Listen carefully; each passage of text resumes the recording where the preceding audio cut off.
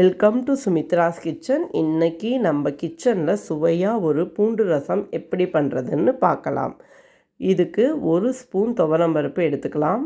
இதை நல்லா தண்ணியில் அலம்பிட்டு அதுக்கு வேண்டிய அளவு தண்ணி போட்டுட்டு மஞ்சப்பொடியும் நெய்யும் போட்டுட்டு அதை நல்லா கொதிக்க வச்சு குக்கரில் வேக வச்சுக்கலாம்.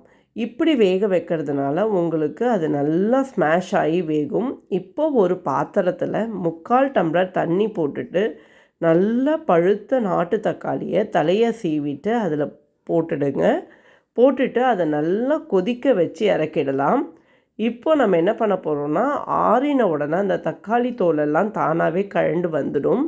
அதை மிக்ஸி ஜாரில் போட்டுட்டு இந்த புளி தண்ணியை கரைச்சி புளி தண்ணி ரெடி பண்ணி வச்சுக்கலாம். இப்போ அந்த தக்காளியை மிக்ஸி ஜாரில் போட்டோம் இல்லையா, அதோட கொஞ்சமாக கருவேப்பிலை போட்டு நல்லா அரைச்சி எடுத்துக்கலாம். இப்போ அந்த அரைச்ச விழுத இந்த புளி தண்ணியோடு சேர்த்து ரெடி பண்ணி வச்சுக்கலாம். இப்போ நம்ம என்ன பண்ண போகிறோன்னா, இதுக்கு வேண்டிய மஞ்சப்பொடி, உப்பு, வெல்லம், பெருங்காயம் எல்லாம் போடுறேன். இந்த பெருங்காயம் நான் கும்பகோணத்துலேருந்து வாங்கினேன். இது ரொம்ப மணமாக இருக்குது. இப்போ நம்ம ஒரு 10 பல்லு பூண்டு ஃப்ரெஷ்ஷாக எடுத்துக்கலாம்.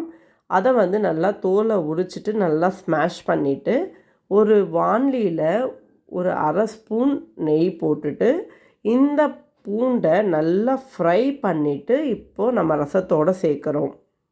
இப்போ இந்த ரசத்துக்கான பேசிக் ஒர்க்ஸ் எல்லாமே முடிஞ்சிடுச்சு. இப்போ இதை நம்ம அடுப்பில் வச்சு நல்லா கொதிக்க வைக்கணும். இது நல்லா ஒரு 5 மினிட்ஸ் நல்லா கொதிக்கட்டும். இது கொதித்த உடனே நல்லா ஃப்ரெஷ்ஷான ரசப்பொடி 1லேருந்து 1.5 டீஸ்பூன் போடலாம். ரசப்பொடி போட்டு இது 3 நிமிஷம் நல்லா கொதிக்கட்டும். அதுக்குள்ளே பருப்பு நல்லா வெந்து வந்திருக்கு.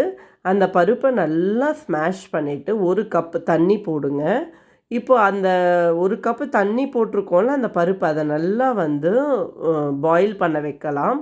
இது நல்லா பாயில் ஆன உடனே அந்த பருப்பு தண்ணி மட்டும் அந்த ரசத்தில் சேர்க்கலாம். இந்த மாதிரி பருப்பு தண்ணி மாத்திரம் சேர்த்திங்கன்னா உங்களுக்கு ரசம் நல்ல மணமாக இருக்குங்க. இப்போ நல்லா அது பொங்கி வந்தால் போதுங்க. அதுக்கு மேலே நல்லா கொத்தமல்லியை தூவிட்டு அதை நல்லா மூடி வச்சுடுங்க.